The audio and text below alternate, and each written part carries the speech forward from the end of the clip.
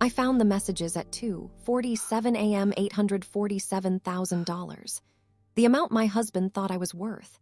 He planned to take it all and marry her. Then my closest friend betrayed me for $50,000. My mother died, and my rival was trying to destroy my company. His mistress, a professional con artist who had done the same thing 3 times before, but they made a mistake. They thought grief had weakened me. Instead, it made me dangerous. 1 year later, my husband is in prison, his mistress faces federal charges, my traitor friend has disappeared, and my company is worth $20 million. To avoid what I went through, to see the true faces of the people in your life, pay attention to my real-life story, or you may find yourself helpless when it happens to you. Here's how I ruined them all. 10 years ago, I had $300 and a business idea, a digital marketing agency. I worked in a cafe, 14 hours a day. Client meetings at 6 a.m., cold calls until midnight. My income in the first year, $48,000. I ate ramen. I slept 4 hours. I gave presentations to companies that laughed at me. You're too young, you're too inexperienced, you're too much of a woman. Second year, $190,000 in income. I hired my first employee. Kara, she became my best friend. Actually, my only friend. Fifth year, $2.1 million. Last year, $8.4 million. I built a team. I bought office space. Marcus, he came into my life in the 4th year, attractive, supportive. He worked in finance, made good money, but couldn't even come close to what I was making. I didn't care. He seemed proud of me. He told everyone about his perfect wife. He came to my events. He celebrated my successes. We got married in the 6th year. A simple ceremony. I was too busy for big weddings. He understood. He always understood. At least, that's what I thought. Now at 3:08 a.m., I was sitting on the bathroom floor. The tiles felt cold through my pajamas. I took out my phone. Our joint account, $1.2 million. My business account, $847,000. My investment portfolio, $3.6 million. Everything was in my name, legally mine. But Marcus had access to the business account. I had given it to him last year. For emergencies, I had said. In case something happens to me. He had kissed my forehead. I had called him paranoid but practical. I opened my laptop. I started researching. Bank statements, credit cards, I had the passwords, we shared everything. Couples therapy had told us transparency builds trust. I found the spending, hotels, restaurants, jewelers, all within the last 8 months. Individually, the amounts made sense. $200 here, $350 there, but all together, over $40,000, my money. He was financing his affair. I traced that woman, Victoria, from his messages. Real estate agent, divorced, 2 kids. I'm finally ready for a relationship, Marcus had told her. I'm just waiting for my investment to come through. Investment. He meant me. He meant my company. The plan was simple. Marcus would slowly transfer the money from the business account. He would explain it as business expenses. He would move the money through shell accounts. By the time I noticed, he would be long gone. He had already consulted a lawyer. I found the emails. They were discussing post-marital agreements, how to minimize their losses, how to maximize their gains. Victoria knew. She had helped with the planning. The messages proved it. Guarantee at least half. You've supported his career for years. Supported? I almost laughed. She hadn't supported anything. She attended the dinner parties. She smiled for the photos. But support? While I was building my empire, she was watching Netflix and complaining about commuting to work.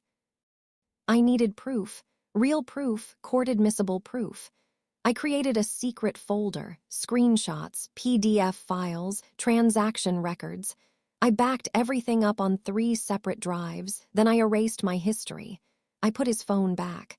I went to bed. I lay down next to him. I watched him sleep. Morning came. Marcus woke up at 7:15 a.m. as usual. He kissed my cheek. Did you sleep well, baby? I smiled. Like a baby.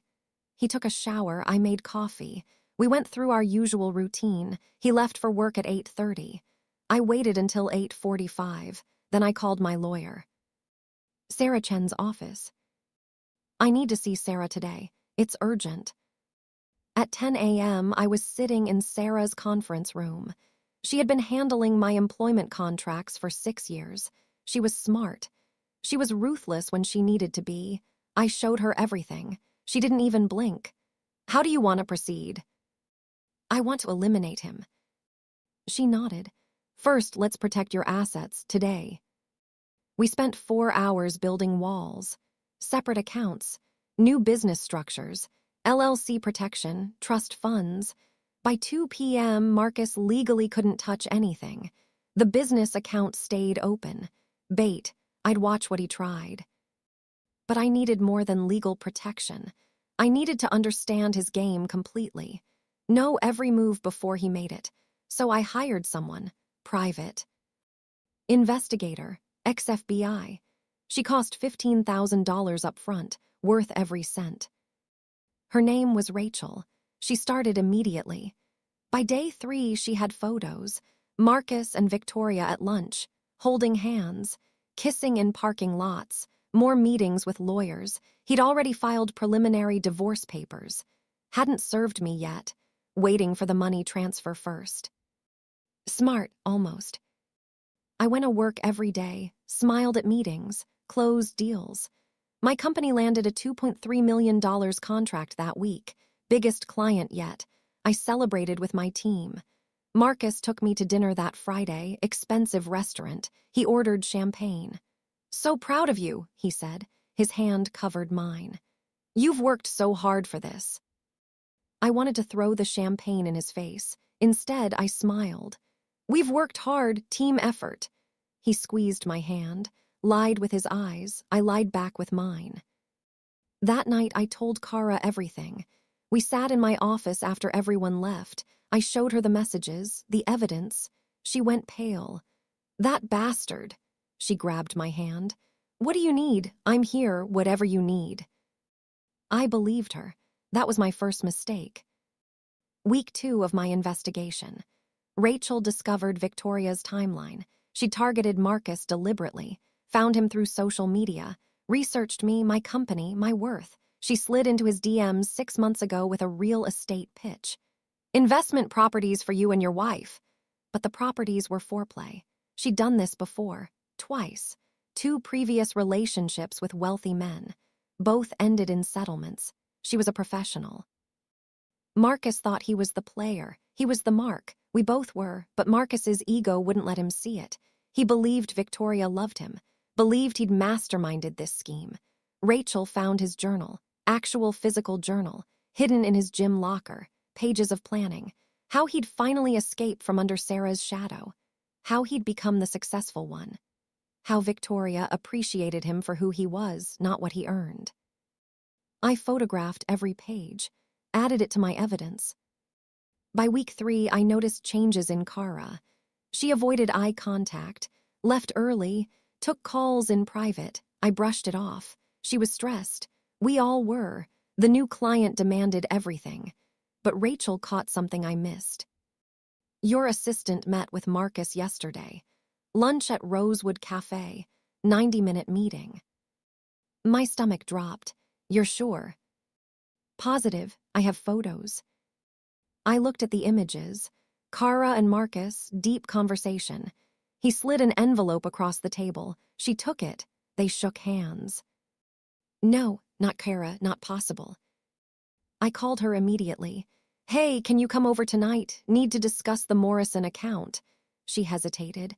Tonight I have plans. She'd never refused before, never. Tomorrow then. Another pause. Sure, tomorrow. She was lying. I heard it in her voice. That night I had Rachel follow her. Kara went straight to Marcus's gym, met him in the parking lot. They talked for 20 minutes. He gave her another envelope. She nodded, drove away. I wanted to scream, cry, vomit. Kara had been with me from the beginning. She knew everything, my passwords, my accounts, my strategies, my weaknesses. I'd trusted her with my life, and she'd sold me out. For what? Money. How much was I worth to her? Rachel found out. $50,000. Marcus paid her $50,000 to spy on me, report my movements, my plans, my reactions. Kara fed him everything. Every conversation we had about him, every tear I'd cried in her presence, every strategy I'd shared. She delivered it all to him. The betrayal felt worse than Marcus's. I'd expected nothing from him anymore. But Kara, she was my person, my only real friend. She'd been in my wedding, held me when my father died, celebrated every business victory, and she'd traded it all for $50,000. I didn't confront her, not yet. Instead, I fed her false information. I'm thinking of expanding to Austin, might need to liquidate some assets. She nodded sympathetically. That evening, Rachel caught Marcus calling Victoria. She's moving money. We need to act faster. Perfect. Now I controlled the narrative. Every lie I told Kara reached Marcus within hours. I painted myself as distracted, stressed, vulnerable, making poor decisions. He grew confident, sloppy. He started transferring smaller amounts. $10,000 here, $15,000 there, testing the waters, thinking I wouldn't notice. I noticed everything. I documented everything, and I let him continue. Because the more he took, the deeper his grave became. But then something unexpected happened. My mother called. Her voice sounded wrong, weak. "Honey, I need to see you. It's important." I drove to her house immediately. She'd lost weight. Her skin looked gray. "Mom, what's wrong?" She cried. The doctor found something, pancreatic cancer, stage 4. The world stopped. My mother was my foundation. After Dad died, she'd helped me build my business, watched my office, answered phones. She'd sacrificed everything for me, and now... How long? 6 months, maybe less. I held her, we both cried. Then I pulled myself together. "We'll fight this. Best doctors, best treatment. Money's no object." She smiled sadly. "Baby, some things money can't fix." I refused to believe her. I spent the next week finding specialists, experimental treatments, clinical trials. Everything cost a fortune. I didn't care. But between doctor appointments and treatment research, I was stretched thin, distracted. Exactly what Marcus wanted. He accelerated his timeline. Rachel caught him meeting with Victoria almost daily now, planning their wedding, looking at houses, using my money for down payments. And Kara? She reported every detail of my mother's condition. Every moment I seemed weak or unfocused. They circled like vultures. I needed help, real help, but who could I trust? Sarah handled legal matters, but I needed someone operational, someone who understood business warfare, someone who wouldn't betray me. That's when my competitor made her move. Margaret Chen, no relation to my attorney Sarah Chen. Margaret ran the second largest agency in our market. We'd competed for years, publicly professional, privately hostile. She'd tried to poach my clients twice. I'd blocked her both times. But now she knew. Somehow she knew about Marcus, about my situation. She called me directly. "Sarah, we should talk. I have information you'll want." We met at a neutral location, upscale hotel bar. She arrived in a power suit, designer everything. She slid a folder across the table. "Your husband contacted me 3 weeks ago, wanted to sell me insider information about your company. Client lists, strategies, upcoming pitches." I declined, but I recorded the conversation.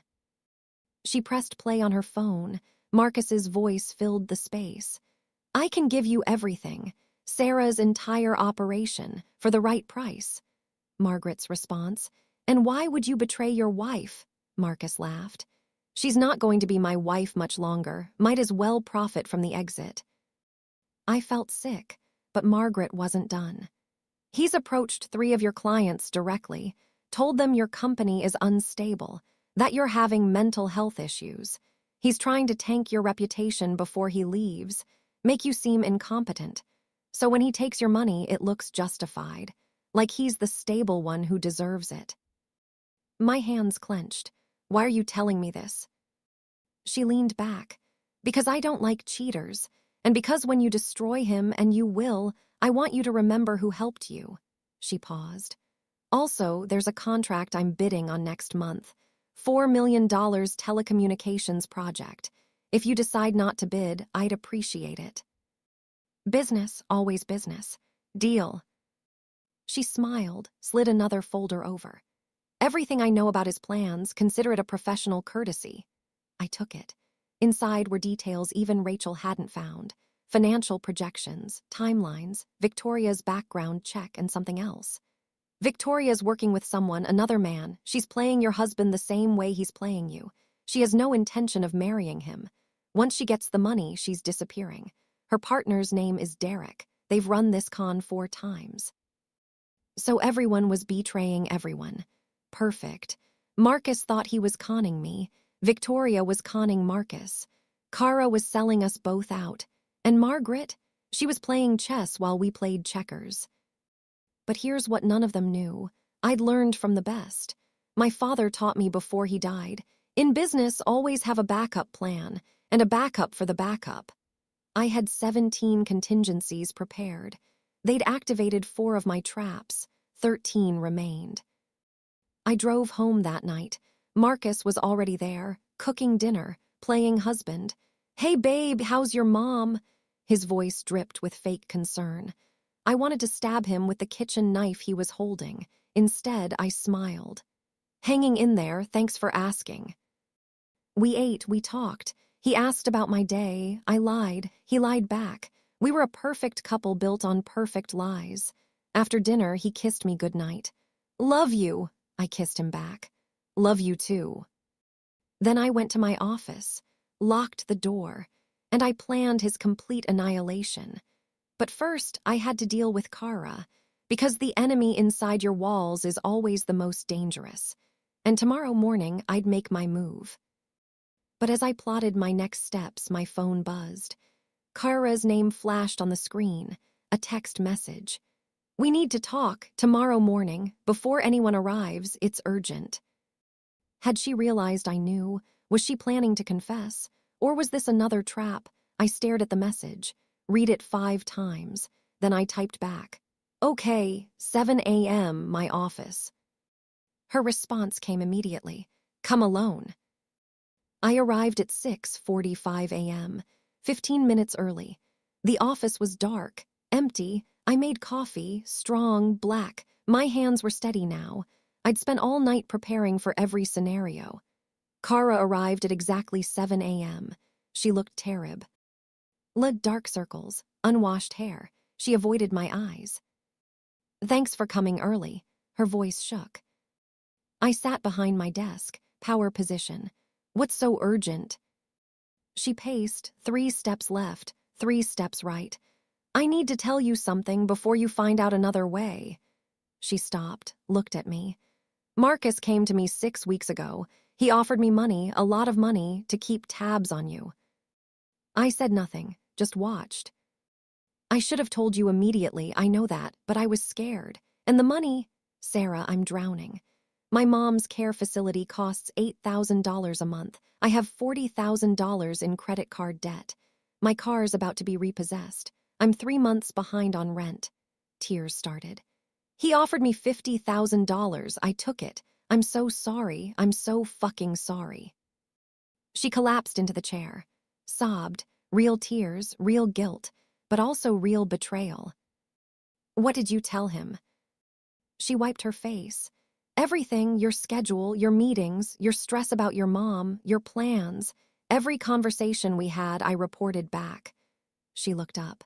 "But I can help you now. I can be a double agent. Feed him false information. I'll tell him whatever you want, please. Let me fix this." I studied her. She meant it. She was genuinely remorseful. But trust, once broken, stays broken. My father taught me that too.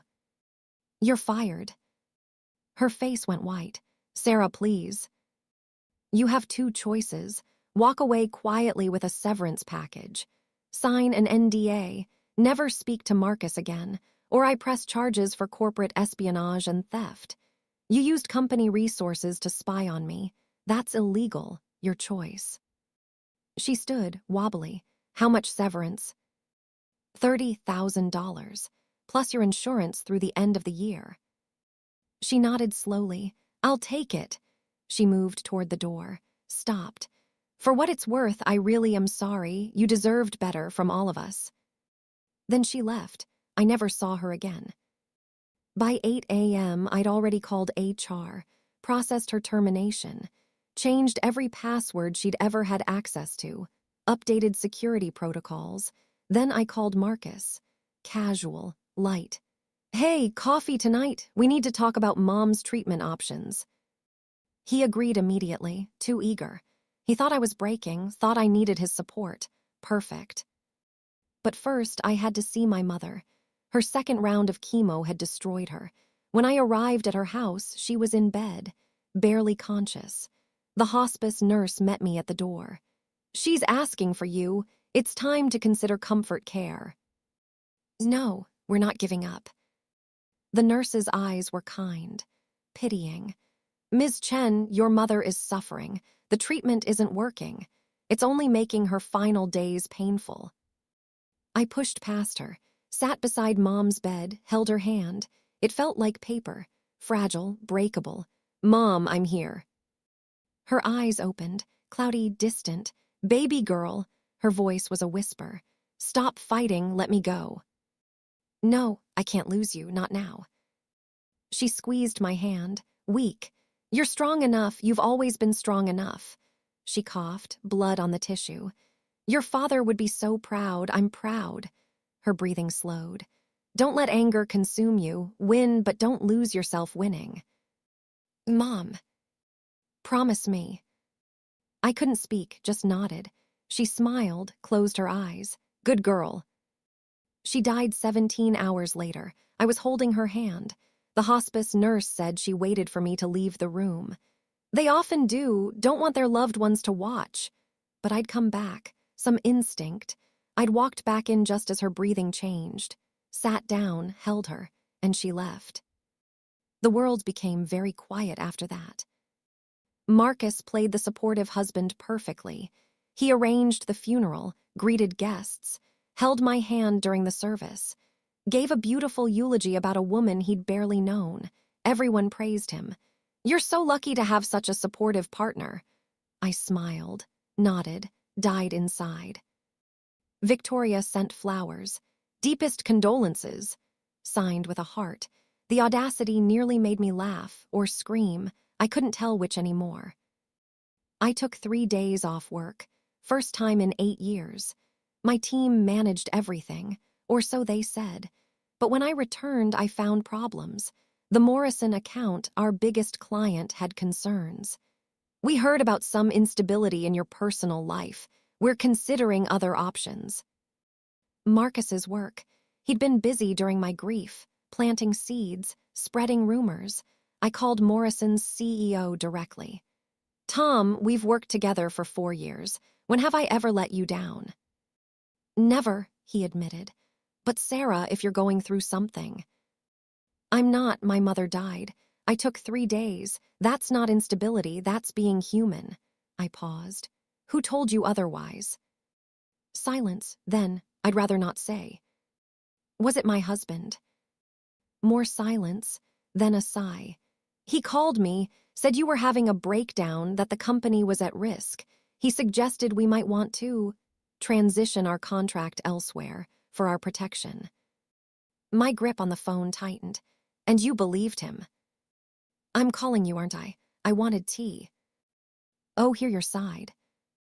I spent 30 minutes reassuring him, showing stability, strength, competence. By the end, he stayed, but barely. Sarah, I trust you, but if I hear anything else. You won't. I hung up, then I called Rachel.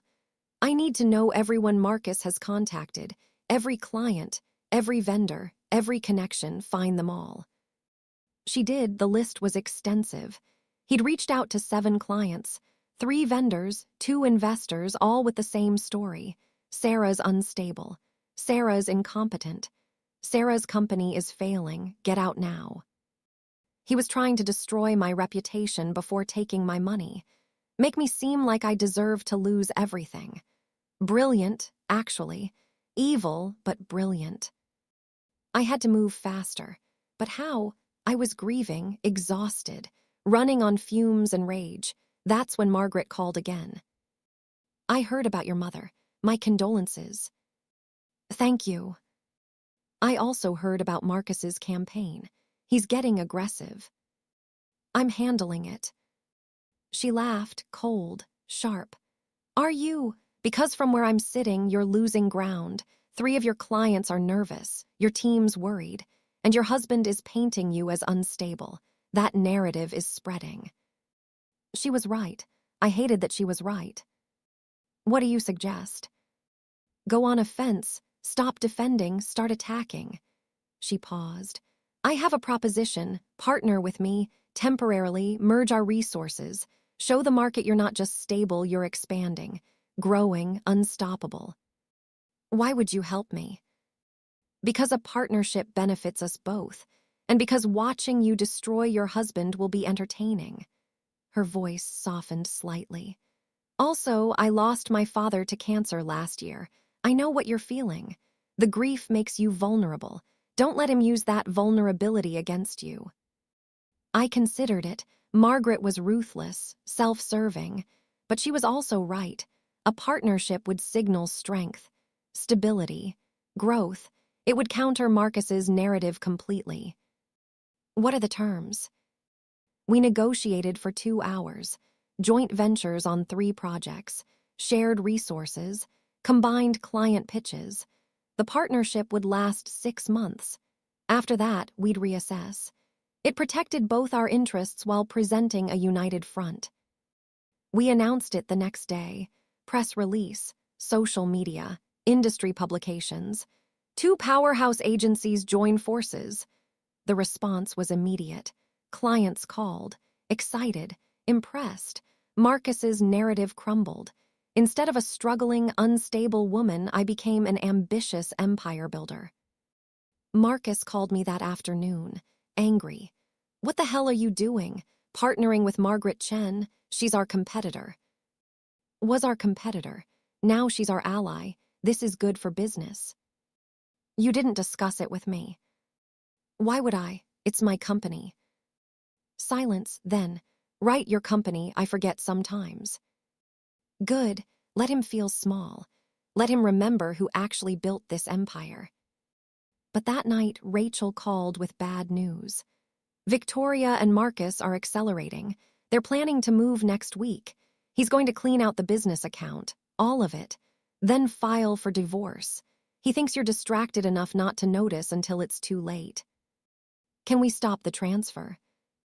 Legally, yes, you have safeguards. But if you stop it now, he'll know you're onto him. He'll lawyer up, get defensive. You'll lose the element of surprise. She was right. I needed him confident, cocky, making mistakes. Let him take the money. I'll route it to a monitored account. We'll track every penny. Sarah, that's risky. If something goes wrong. Nothing will go wrong. I've planned for this. But something did go wrong. Not with Marcus, with Margaret. 2 days after our partnership announcement, I discovered her real game. She'd used our merger to approach my 3 biggest clients, offered them better rates, better terms, pitched it as working directly with me but through her infrastructure. She was trying to steal my clients while pretending to be my partner. I found out through Tom Morrison. He called me directly. Sarah, I wanted you to hear this from me. Margaret approached us with an interesting offer. She said you 2 were consolidating operations, that our contract would transfer to her agency, but you'd still oversee the work. Is that accurate? No, it absolutely was not. Tom, that's not what we agreed. Our partnership is project-based. Your contract stays with me. If Margaret suggested otherwise, she's misrepresenting our arrangement. He sighed. That's what I thought. Thanks for clarifying. I'll decline her offer. I hung up, called Margaret immediately. What the fuck are you doing? She didn't even pretend innocence. Business, Sarah. You're vulnerable. Your husband's about to rob you blind. Your mother just died. You're distracted. I'm simply positioning myself to catch what falls. We had a deal. And I'm honoring it for now, but deals change. Markets change, you taught me that. She paused. Here's some advice, fix your personal L. Ife before it destroys your professional one.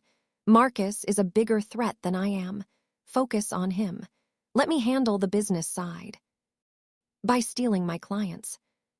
By protecting them from the fallout when your marriage explodes publicly, which it will, soon. Her voice turned almost kind. I'm not your enemy, Sarah. I'm a pragmatist. When you're ready to sell your company, and you will be after all this, I want first option to buy. That's all. She hung up. I stared at my phone. Everyone was playing angles. Everyone had agendas. I was surrounded by sharks, and they smelled blood in the water. That night, I sat in my empty house. Marcus was working late. Translation, with Victoria, my mother was dead. Kara was gone. My clients were nervous. My partner was a vulture. And my husband was planning to rob me within days. I opened a bottle of wine, my mother's favorite. Expensive Bordeaux she'd saved for special occasions. I poured a glass, toasted the empty room. To you, Mom, I promise I'll win, but I might lose myself doing it. Her words echoed in my head. Don't let anger consume you. Too late, the anger was all I had left.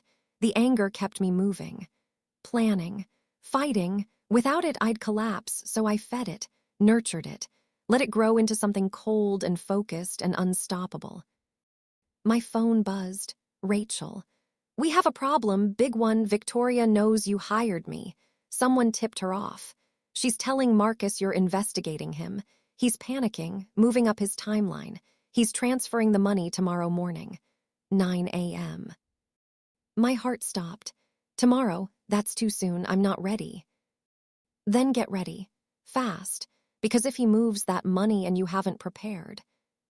I know. I stood, paced, thought. Okay, new plan. We let him take it, but we're ready. I need Sarah Chen at her office tonight. Emergency legal prep. And I need you tracking him every second starting at 6 a.m. Done. I called my attorney, explained everything. She met me at her office at midnight. We worked until 4 a.m., preparing injunctions, freezing orders, criminal complaints, everything I'd need when Marcus made his move. At 6 a.m., I was back home, showered, dressed, professional armor. Marcus woke at 7. You're up early. Big day, client meeting at 8. He smiled, kissed my cheek. Good luck. He had no idea the luck I'd need wouldn't be for the client meeting. At 8:45 a.m., I sat in my office. Rachel texted, "He's at the bank, transferring now." My computer pinged. Account notification. $847,000 withdrawn, business expense, authorized by Marcus Chen. I watched the number drop, felt nothing, no panic, no fear, just cold calculation, because Marcus had just committed wire fraud, theft, financial abuse, and I had every transaction documented. At 9:15 a.m., Sarah Chen filed injunctions with the court. By 10 a.m., every account Marcus had touched was frozen. By 11 a.m., police had been notified. By noon, Marcus realized his perfect plan had just imploded. He called me, frantic. "Sarah, something's wrong with the accounts. I can't access anything. The bank says they're frozen. What's happening?" I leaned back in my chair, smiled. "What's happening, Marcus, is that you just stole $847,000 from me, and now you're going to pay for it." Silence, then, you knew. I've known for 5 weeks. Every message, every plan, every lie. I know about Victoria, about Kara, about everything. I paused. Did you really think I'd be that easy to destroy? He hung up. Within an hour, Victoria called him. Rachel was listening, recording. "What do you mean the money's frozen? Marcus, you promised we had a deal." He tried to calm her. She wasn't having it. "You said this was foolproof. You said your wife was too grief-stricken to notice. You're an idiot." She hung up on him too. By 2 p.m., Marcus showed up at my office. Security stopped him. "I need to see my wife." I came down, faced him in the lobby. "We should talk privately." "No, say whatever you need to say right here." His face was red, desperate. "Sarah, please, this is a misunderstanding. I can explain." "Explain how you plan to steal my money. Explain how you conspired with your mistress. Explain how you tried to destroy my reputation." I stepped closer. "You made one critical mistake, Marcus. You thought grief made me weak, but it made me focused. Angry, dangerous. I'll return the money, all of it. We can forget this happened. The money's already frozen. You can't return what you can't access. And no, we can't forget. Because the police are involved now. My attorneys filed charges. By tomorrow, this will be public. Everyone will know what you tried to do." His desperation turned to rage. "You vindictive bitch. I gave you years of my life. You gave me nothing but lies. Now get out of my building. You're trespassing." Security escorted him out. I went back to my office, sat down, and finally, I let myself feel it. The victory, but it felt hollow, empty, because yes, I'd stopped him, but the cost. My mother was dead. My best friend had betrayed me. My marriage was destroyed. My reputation was damaged. And my business? It was under attack from Margaret, from nervous clients, from market uncertainty. I'd won the battle, but the war was just beginning. And as I looked at my calendar, at the meetings and pitches and fires to put out, I realized something terrifying. I might lose everything anyway. The scandal broke on Wednesday. Every business publication ran the story. "Marketing CEO's husband arrested for fraud." My phone exploded. Clients, investors, press, everyone wanted a statement. I gave them one. "This is a private matter being handled through proper legal channels. My company remains stable and focused on our clients." But stability was a lie. 2 clients pulled their contracts that week. "Too much drama," they said. Margaret swooped in immediately, signed both. She sent me a text. "Thanks for the referrals." I was drowning, fighting on 3 fronts. Marcus and his legal defense. Victoria, who disappeared but was plotting something. And Margaret, who was circling like a vulture. I needed help. Real help. Not attorneys or investigators. Someone who understood business warfare at this level. That's when I met James. He walked into my office on Thursday. No appointment, just showed up, tall, sharp suit, confident. My assistant tried to stop him. "Sir, you can't just..." "Tell Ms. Chen that James Morrison is here. She'll want to see me." Morrison, Tom Morrison's son. I'd heard about him. Venture capitalist. Built 3 companies from nothing. Sold them for millions. He was a legend in our industry, and he was standing in my lobby. I came out. "Mr. Morrison, this is unexpected." He smiled, warm, genuine. "I apologize for the intrusion. My father told me about your situation. I wanted to help." We talked in my office. He was direct. "You're talented, your company's solid, but you're under siege. Marcus damaged your reputation. Margaret's stealing your clients. You need a reset." He leaned forward. "I want to invest. $5 million for 30% equity. We restructure, rebrand. Show the market you're not just surviving, you're evolving." "Why would you invest now? I'm a liability." "You're a fighter. I invest in fighters." He pulled out a folder. "I've done my research. Your revenue's grown 40% year over year for 5 years. Your client retention is 92%. That's exceptional. One bad husband doesn't change those fundamentals." I studied him. He wasn't offering charity. This was business. Smart business. "What's your real angle?" He laughed. "Honestly, Margaret Chen tried to recruit me last month. Wanted me to invest in her agency instead. I declined. She's ruthless but short-sighted. You're ruthless and strategic. I prefer strategic." We negotiated for 3 hours. He knew his numbers, knew the market, knew my worth. By evening, we had a deal. $5 million investment. He'd take an advisory role, help rebuild client confidence, leverage his network. In return, 30% equity and a board seat. I should have felt relieved. Instead, I felt cautious. Everyone wanted something. What did James really want? But I didn't have time for paranoia. Marcus's trial was starting. His attorney was aggressive, claimed I'd trapped him, that the money was marital property, that I'd orchestrated everything to look like theft. The media ate it up. Scorned wife or master manipulator. Victoria surfaced during the trial. She testified for Marcus. Claimed she'd had no idea he was married, that he'd deceived her too. She played the victim perfectly, cried on the stand. The jury looked sympathetic. My attorney, Sarah Chen, destroyed her on cross-examination. Ms. Victoria, you texted Mr. Chen on March 15th. Make sure you get at least half. You've supported her career for years. Does that sound like someone who didn't know he was married? Victoria paled. He told me he was separated. But you knew about the money. His wife's money. You helped plan the theft. No, I loved him.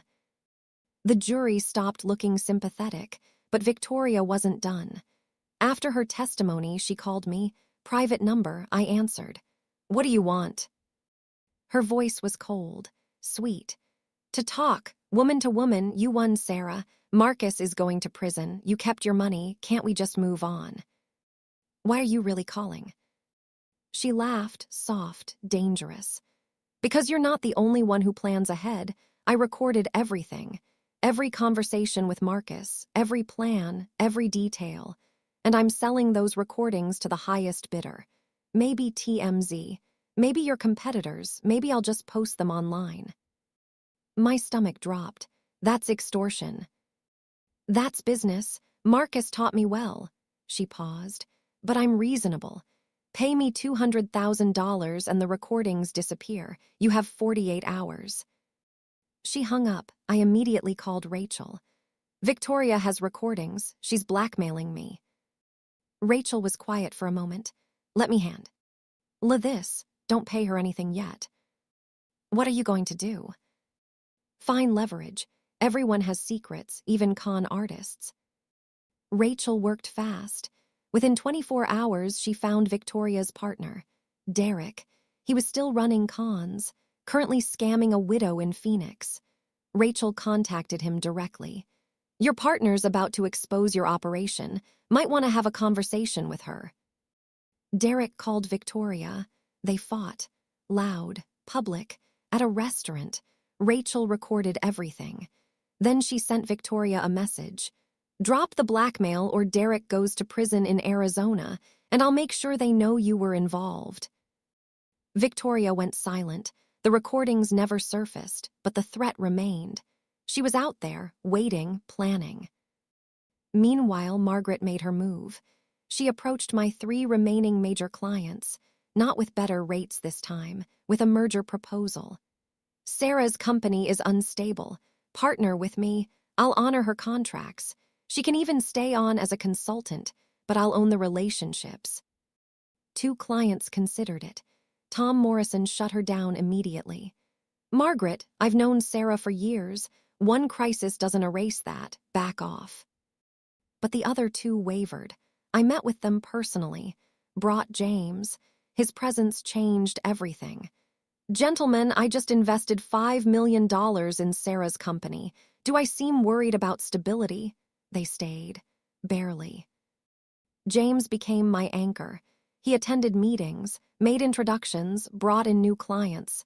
We worked 16-hour days together, strategy sessions, pitch preparations, damage control. He was brilliant, focused. And surprisingly, he never hit on me, never pushed boundaries, just worked. One late night, over takeout in my office, I asked him, "Why are you really doing this? This is way more than an investment for you." He set down his food. My ex-wife cheated on me, took half my first company, I built it back. Alone, it nearly destroyed me. He looked at me. I see you fighting the same battle. I want you to win, because I know what losing costs. I understood him then. We were both survivors. both fighters, both too damaged to be anything but allies. But I was starting to feel something else, something dangerous. Attraction, respect, maybe more. I pushed it down. I didn't have time for feelings, not now. Marcus's trial ended on a Friday. Guilty. All charges, 3 years minimum. The judge was harsh. Mr. Chen, you didn't just steal money, you betrayed trust, weaponized grief, attempted to destroy your wife's livelihood. This court finds your actions reprehensible. Marcus looked at me as they took him away. Not with anger, with disbelief. Like he still couldn't understand how he'd lost. I felt nothing. No satisfaction, no relief, just emptiness. Victoria tried one more play. She leaked a story to a tabloid. Marcus Chen's mistress speaks out, the real story. It was full of lies, claims that I'd abused Marcus, controlled him financially, driven him to desperate measures. The article painted me as a villain. James handled it. He had connections. By Monday, the tabloid retracted the story, issued an apology. Victoria threatened to sue. James's attorneys buried her in paperwork. She disappeared again. For good this time, I hoped. But then Margaret struck her final blow. She approached my investors directly, the ones who'd backed my company in the early years. Sarah's stretched too thin, personal drama, legal battles. Her focus is split. Now's the time to exit. I'll buy your shares at a premium. 2 investors called me, concerned.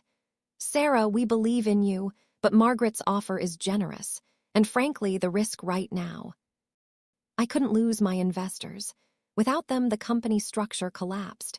I called an emergency board meeting. James, Sarah Chen, my remaining investors, I pitched them hard. Yes, I've faced challenges, but look at the numbers. Revenue's up 12% this quarter. We've signed 3 new clients. The partnership with James is working. Margaret's trying to scare you into selling. Don't let her. The vote was close. 3-2, they stayed, but barely. And I knew Margaret wouldn't stop. She was patient, strategic, waiting for my next mistake. That night, James and I had drinks, celebrating the small victory. He looked at me across the table. You're exhausted. I'm fine. You're not. When's the last time you slept more than 4 hours? I couldn't remember. Sleep is a luxury right now. He reached across the table, took my hand. Sarah, you're winning, but you're burning out. You need to pace yourself. This is a marathon, not a sprint. His hand was warm, steady. I wanted to pull away, I didn't. I can't slow down, not yet. Margaret's waiting for weakness. Marcus's appeal is coming. Victoria might resurface. I have to stay sharp. Then let me help more. Delegate, trust me. I looked at him, really looked. He meant it. He wanted to help, not for profit, not for equity, just because. Why do you care this much? He smiled, sad, knowing. Because you remind me of who I used to be before I got too cynical, too calculated. You're still fighting like the outcome matters, like there's something worth saving. I admire that. We stayed until the bar closed, talking, laughing. For a few hours, I forgot about Marcus. Margaret, Victoria, I just existed. It felt dangerous, beautiful, terrifying. When he dropped me home, he walked me to the door. Good night, Sarah. Good night, James. He turned to leave. I grabbed his arm. Wait! He looked back. I kissed him, soft, brief, then pulled away. I'm sorry, I shouldn't have. He kissed me back, deeper, longer. When we broke apart, he smiled. Don't apologize, just, let's take this slow. You've got enough complicated in your life. I nodded, watched him leave, went inside. And for the first time in months, I slept well. But the peace didn't last. At 3 a.m., my phone rang, Rachel. We have a problem. Margaret just filed a lawsuit. She's claiming you stole proprietary information during your partnership. Client lists, strategies. She wants $3 million in damages. I sat up, heart pounding. That's insane. We shared information as partners. She's claiming you exceeded the scope. Used her intel to poach clients. It's bullshit, but it'll tie you up in court for months. Cost a fortune to fight. This was it, Margaret's endgame. She couldn't beat me in the market, so she'd drown me in legal fees, bleed me dry, force me to sell. I hung up, stood in my dark house, looked at my reflection in the window. I looked like a ghost, thin, pale, exhausted, but my eyes were still hard, still fighting. Margaret wanted war. Fine, I'd give her war, because I'd learned something these past months. I wasn't just fighting for my company anymore. I was fighting for myself, my identity, my right to exist in a world that kept trying to destroy me. And I would win, whatever it took, however long it took, I would win. The question was, would there be anything left of me when I did? Margaret's lawsuit was aggressive, 50 pages of accusations. She claimed I'd stolen client contact lists during our partnership, used her proprietary pitch strategies, violated non-compete clauses that didn't exist. It was fiction, but expensive fiction. My attorney estimated $400,000 in legal fees to fight it. I didn't have time to fight it, or money to waste on it, so I did what Margaret didn't expect. I went on offense. James and I spent 3 days building a case, not against Margaret's lawsuit, against Margaret herself. We dug into her business practices, her contracts, her client relationships, and we found gold. She'd been billing clients for services never rendered, inflating hours, double-charging expenses, small amounts, spread across dozens of clients over years, but together, over $2 million in fraud. I called her directly. We need to meet. She laughed. To settle, Sarah, I'm not interested in. To show you what I found. I paused. Your office tomorrow, 10 a.m., come alone. Silence, then, fine. I arrived with James and Sarah Chen. Margaret sat behind her desk, confident, smug. Let's make this quick. What's your settlement offer? I slid a folder across her desk. That's not a settlement, that's evidence. You've been defrauding your clients for 3 years. I have documentation, testimony from former employees, bank records, everything. Her face went white. She opened the folder, flipped through pages. Her hands shook slightly. Where did you get this? Doesn't matter. What matters is what I do with it. I leaned forward. Drop the lawsuit today, publicly apologize for the accusations, and we never speak again, or I take this to the state attorney general. Your clients, the media, your company implodes. You face criminal charges, your choice. She stared at me, calculating, weighing options. Finally, you're bluffing. James spoke for the first time. Try us. I have the attorney general's direct number. Sarah gives the word, I make the call. Your entire empire crumbles by lunch. Margaret's jaw clenched. She looked at me with pure hatred. You ruthless bitch. I smiled. You taught me well. I stood. You have until 5 p.m. After that, the offer expires. We left. By 3 p.m., her attorney called mine. The lawsuit was withdrawn. By 4 p.m., she issued a public statement. After further review, the claims against Ms. Chen's company were unfounded. We apologize for any confusion. It was corporate speak for surrender. I felt nothing. No triumph. No satisfaction, just exhaustion. But Margaret was neutralized. One enemy down. Victoria resurfaced 2 weeks later. Not with blackmail this time, with something worse. She'd partnered with a journalist, sold her story, a full exposé. The marriage I destroyed, a mistress's confession. It was scheduled to publish in a major outlet, sympathetic angle. Poor Victoria, manipulated by evil Marcus, caught in the crossfire of vindictive Sarah. Rachel called me. Midnight.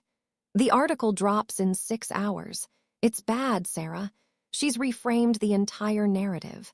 Makes you look like a calculating villain who destroyed 2 people in love. Can we stop it? Not legally. It's protected speech. I hung up, sat in darkness, thought. Then I called the journalist directly, found her number through contacts. She answered, surprised. Ms. Chen, I wasn't expecting. I want to give you the real story, the one Victoria didn't tell you. We talked for 2 hours. I gave her everything. The recordings of Victoria and Derek's previous cons, police reports from their victims, evidence that Victoria had targeted Marcus deliberately, that she'd done this before, to 3 other men. I gave her bank records showing Victoria's pattern. Find wealthy man, seduce, steal, disappear, repeat. The journalist was silent for a long moment. Why didn't you release this before? Because I wanted her gone. Not famous. But if she's going to tell her story, the world deserves the truth. The article that published was very different. The con artist behind the scandal, Victoria's pattern of deception. It destroyed her. Within days, 2 of her previous victims came forward, filed charges. Victoria was arrested in Nevada, extradited to face fraud charges in 3 states. Marcus heard about it in prison. He wrote me a letter. I almost didn't open it, but curiosity won. Sarah, I'm sorry. I know that means nothing now, but I want you to know I was the fool. Victoria played me. You tried to warn me once years ago about people who only want what we have. I didn't listen. I thought I was smarter than you. I wasn't. I hope you find happiness. You deserve it. M. I burned the letter. He didn't get to apologize and feel better. He didn't get closure. He got 3 years in prison and a ruined reputation. That was his closure. My company stabilized. The new clients James brought in were solid, long-term contracts. Major brands, by quarter's end, we'd grown 28%. Biggest growth in company history. The board was thrilled. My investors stopped calling nervously. The market narrative shifted. Sarah Chen, rising from the ashes. James and I grew closer. Slowly, carefully. We took things at my pace, dinner once a week, then twice, movies, long walks. Conversations that lasted until dawn. He never pushed, never demanded, just existed beside me, supporting, steady. One night, 6 months after everything started, we sat on my balcony, wine in hand, city lights below. I think I'm falling in love with you, I said. Not romantic, just factual. He smiled. I know, I've been waiting for you to realize it. Doesn't that scare you? I'm a mess. I'm damaged. I destroy things. You survived things. There's a difference. He took my hand. And you didn't destroy anything. You rebuilt. There's strength in that. I kissed him, long, deep. For the first time in a year, I felt something besides rage. Hope. Small, fragile, but real.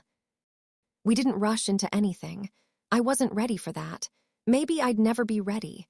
But having him there, in my corner, made the world feel less hostile, less lonely. My company continued growing. We expanded to 2 new cities, hired 40 new employees, signed a $6 million contract with a Fortune 500 company. The press called me a phoenix, a survivor, a success story. They didn't know the cost. The nights I couldn't sleep, the therapy sessions, the moments I still felt like I was drowning. But I kept moving forward, because that's what survivors do. We don't stop. We can't. Stopping means thinking means feeling means breaking. So we move, always forward. A year after Marcus's arrest, I attended a conference. Major industry event. I was keynote speaker. Topic: Building resilience in business and life. Ironic. I walked on stage, looked at 500 faces, and I told them a version of my story, not the whole truth. Never that, but enough. 18 months ago, I almost lost everything. My mother died. My marriage imploded. My company was under attack. I had every reason to quit, to sell, to disappear. I paused. But I didn't, because I realized something. The people who tried to destroy me, they didn't know who I really was. They saw weakness where there was strategy, grief where there was focus. They mistook my humanity for vulnerability. Their mistake, not mine. The room was silent. Then applause, standing ovation. After, dozens of people approached me, shared their stories, their struggles, their fights. I realized I wasn't alone. We were all fighting invisible wars, all surviving impossible situations, all pretending we were fine while we bled internally. That night, James and I had dinner, celebrated the speech, the success, everything. "I'm proud of you," he said. "For what? Surviving." "For thriving. There's a difference." He was right. I wasn't just surviving anymore. I was building something new, better, stronger. My company was worth $15 million now. Trip. Look what it was before. I had influence, power, respect. Everything Marcus tried to take from me, I'd multiplied. But the cost lingered. I'd lost my mother, my best friend, years of my life to stress and battle. I'd become harder, colder, more calculating. Sometimes I wondered if the woman I'd become was someone my mother would recognize, would like. I visited her grave often, talked to her, told her about victories. Losses, James, she never answered, but I felt her there, proud, worried, loving. "I kept my promise, Mom," I whispered one afternoon. "I won, but I didn't lose myself, not completely." I wasn't sure if that was true, but I wanted it to be. I needed it to be. Marcus got out of prison after 18 months. Good behavior, he didn't contact me, didn't try. He moved to another state, found work in sales, low level, quiet life. He'd learned his lesson, too late but learned. Victoria served 2 years, multiple counts of fraud. When she got out, she disappeared. New name, new city, new victims, probably. Some people never change. Margaret's company struggled after the scandal. Clients left. Revenue dropped. She eventually sold to a larger firm. Took a consulting role, we never spoke again. But I heard she told people I'd ruined her. Good. Let her believe that. Let everyone who underestimated me believe that. 2 years after everything began, James proposed. Simple ring. Quiet moment. No grand gesture, just him, me, truth. "I don't need an answer now," he said. "But I want you to know I'm here for whatever you need, however long it takes." I didn't answer immediately. I thought about marriage, about trust, about risk. Could I do it again? Could I let someone that close? The old Sarah would have said no, would have protected herself, built walls, but the new Sarah. "Yes," I said, "but slowly and on my terms." He laughed, kissed me. I wouldn't expect anything else. We set a date, 2 years out, plenty of time to be sure, to heal, to build something real, no rushing, no pressure. Just 2 damaged people choosing to try again. My company hit $20 million revenue last quarter. I'm considering acquisition offers, not because I need the money, because I want the freedom, to build something new, to rest, to live. I think about Marcus sometimes. Wonder if he thinks about me, if he regrets his choices. Probably not. Narcissists rarely do, but I hope he remembers. Remembers what it cost to underestimate me, what it cost to mistake kindness for weakness. I hope every person who ever doubted me remembers. Because I'm not the woman I was. I'm not soft anymore, not trusting, not naive. I'm steel wrapped in silk, beautiful but dangerous, approachable but untouchable.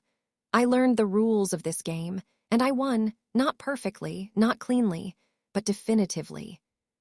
So if you're reading this, facing your own battle, your own betrayal, your own impossible fight, here's what I'll tell you. Don't be the victim, be the strategist.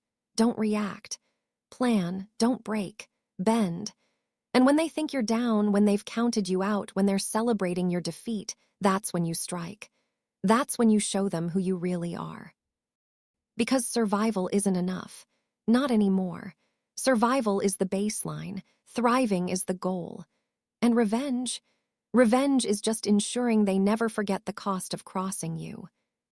I've thrived, I've avenged, and now I'm finally ready to live, on my terms, in my way, with my power intact.